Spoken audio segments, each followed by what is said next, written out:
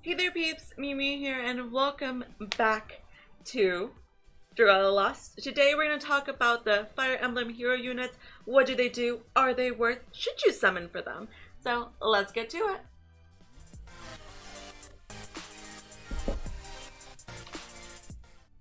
So there are several, I want to say fake grand order, but Fire Emblem hero characters that have joined the masses of Dragalia Lost, and it's our first collaboration event, which is awesome. I mean, we don't really count Grand, Grand Blue characters being in Dragalia as a collab because they're just kind of reusing some characters or similar looking characters. But anyways, we have 4 new characters.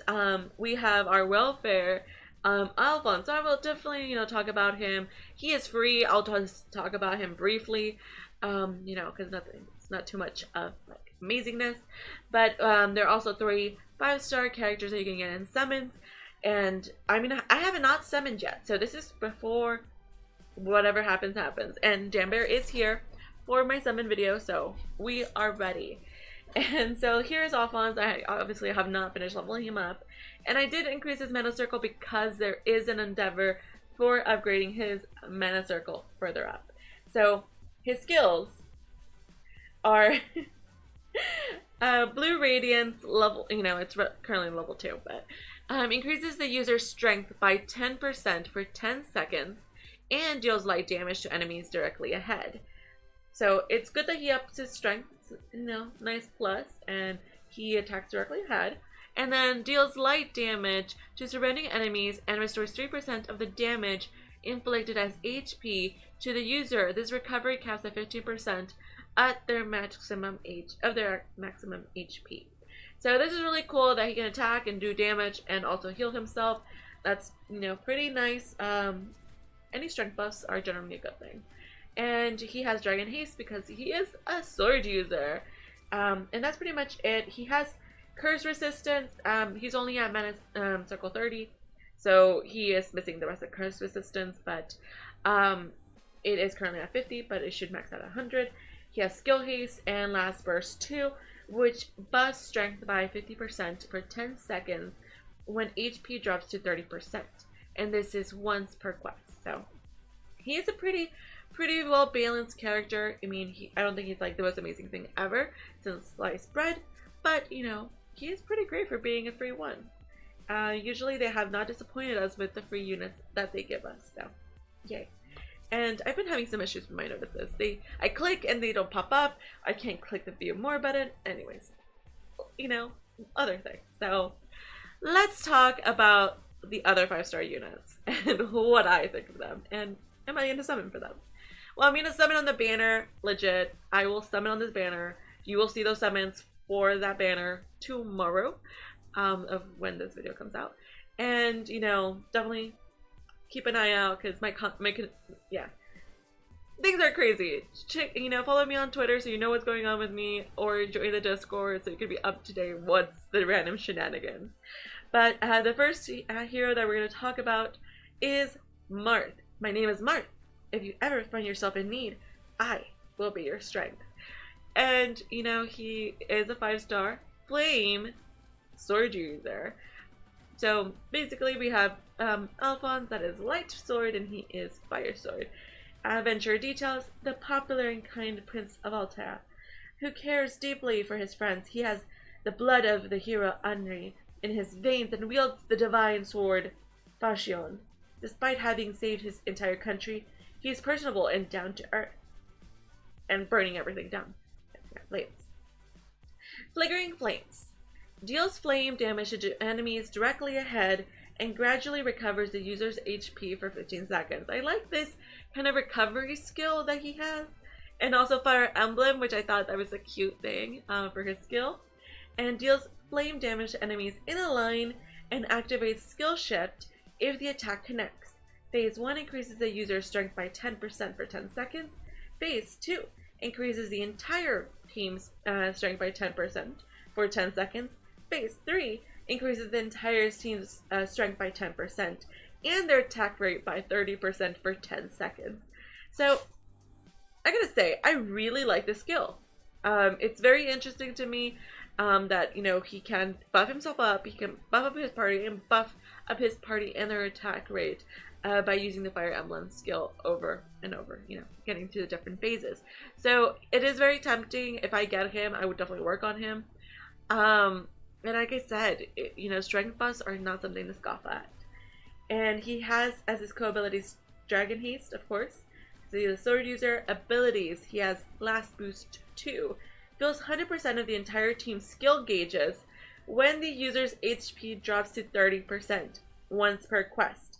This does not fill the skill gauges of dragons.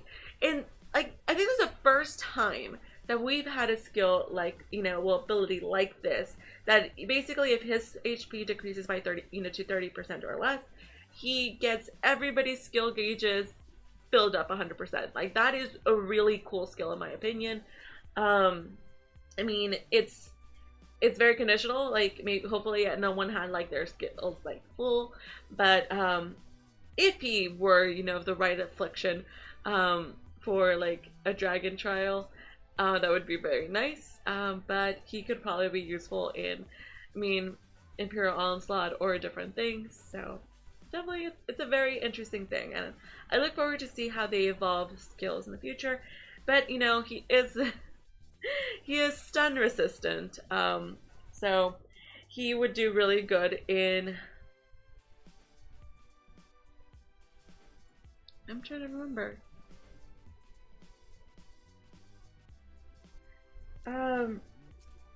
sorry, like I just drew a blank. Where's Veronica? I just like legit drew a blank, and I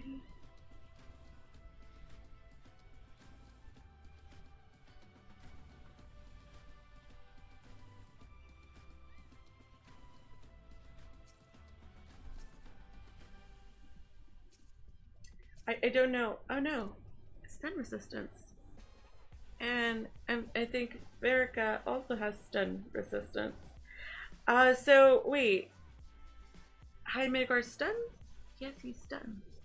So you could use it for HMS. Oh, that gives him, you know, I'd be curious to see if anyone's going to be using him for HMS. I'm like, sanity check myself.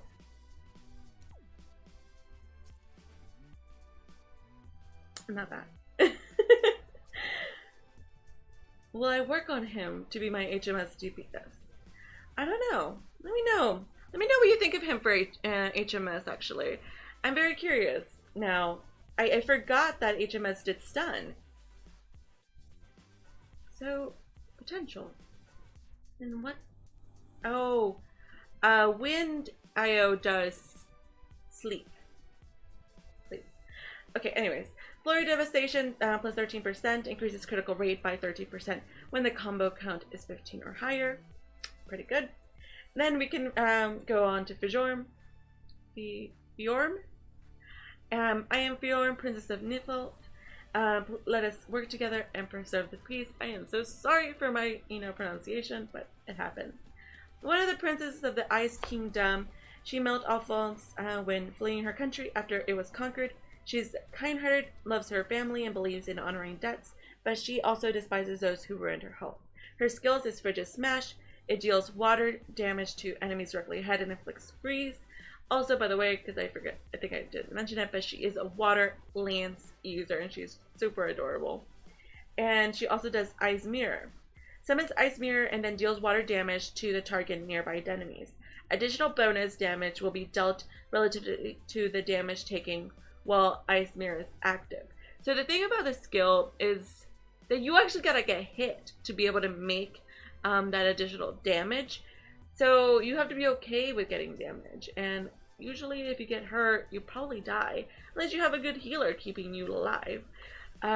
So definitely be careful with this. There's some people that say that after using it, you have to be still for like 4 seconds, you know, for that damage to be dealt, instead of, you know, avoiding it or attacking or doing something else. Her co-abilities are HP plus 15%. She has Last Bravery 2 as her ability. Increases the entire team's strength by 30% and defense by 40% for 15 seconds when the user's HP drops to 30% once per quest. I really like these kind of skills that, you know, support your other characters, even if it's once per quest. It's very interesting.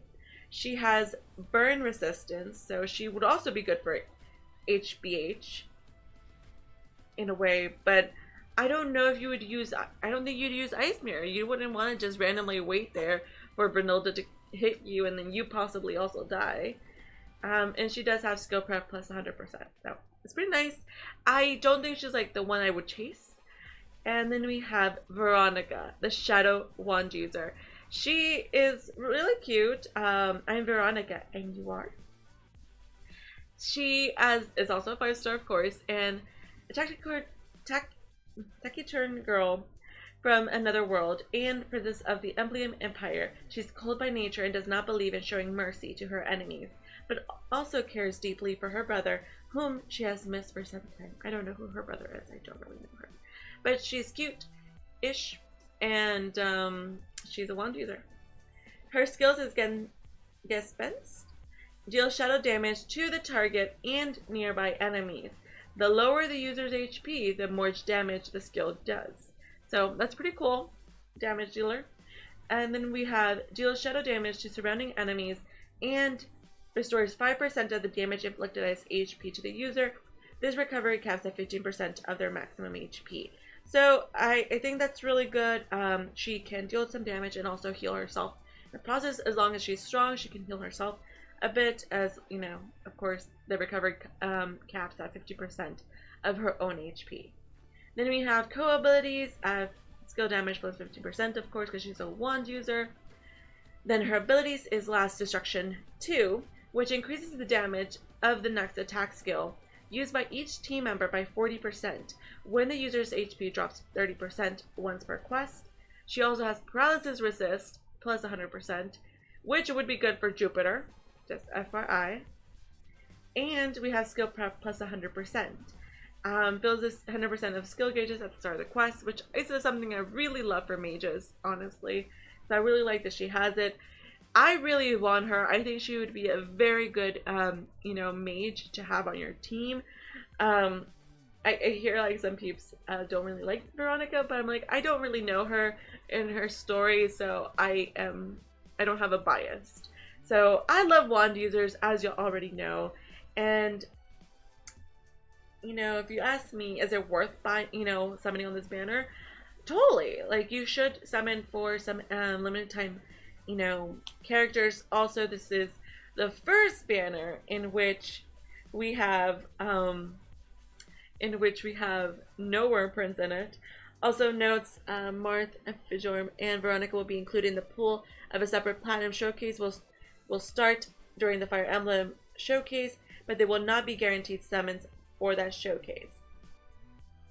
So basically, like, if you go to summons, we have the summon showcase for Lost Heroes, which you can use your, you know, your, what's it called, your summon vouchers and tickets for. And if you look at your raids, there is a raid up for the new adventures. You can see the new raids. For 5 stars is 4%. It's for featured is 1.5. For normal it's 2.5. So there is greater chance of you getting a non-featured character than a non-featured one. And there's more chance of getting a non-featured than a featured. And the 4 stars 60%, 3 stars 80%. And here your appearance rate's 0.5% chance of it being any one of the 3 rate up characters. And if you look at dragons, it does not look like any dragons have a rate up right now, so you could get any dragons whatsoever in the banner. Because we don't have Worm Prince in it anymore, you can either get a dragon or an adventurer, which is actually something I was saying that we should get, like, when this game released. So it's really cool that now it's actually a reality that we have this. Also, there is the Platinum Showcase on this banner. If you use one, you only have one chance. If you summon from it, you will get one of the 3 characters. Maybe you'll get lucky and get 2 5 stars in it, but you're only guaranteed one of the 3 5-star characters that are on the banner. If you've already summoned a fit, it could be a dupe. If you already have 2 out of the 3, you have 33% chance of being the one you want. So it's a gamble regardless, but it's a guaranteed 5-star. So depending on how it goes for you, if you summon like 3 times and that's all you're going to summon on this banner, you can do this if you want to spend money. Again, it's like $25 if you want to do this. So definitely, I'm not going to tell you how to spend your money, but it is your game. You know what's going to be helpful. I don't consider any of these characters as meta breaking.